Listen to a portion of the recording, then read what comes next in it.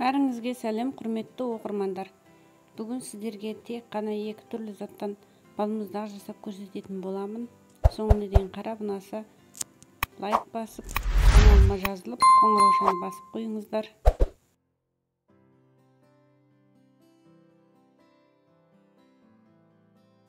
Ең алдымен ыдысқа творогты салып аламыз. Және кокос ұнтағын қосамыз. Қант ұнтағын қосамыз. Және бөлме температурасында тұрған жұмсақ сары майды қосамыз. Толық рецептін описанияға қалдыратын боламын. Жақсылап араластырып аламыз.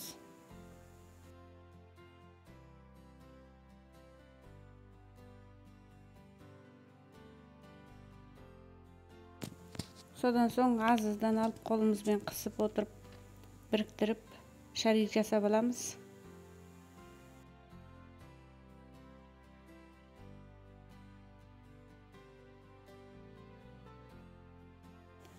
Содан соң көріп отырғандарыңыздай ұзын шақ етіп жасап қоямыз.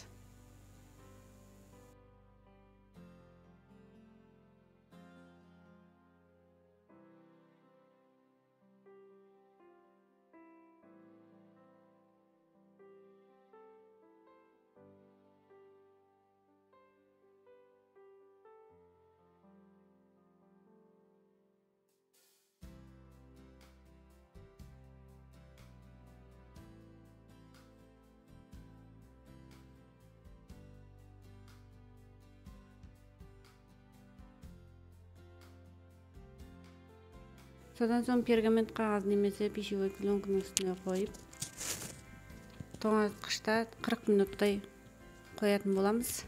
Оған дейін шоколадты ертіп дайындап аламыз. Оған ұсақталған жер жаңғақ дәнін қосып араластырып аламыз.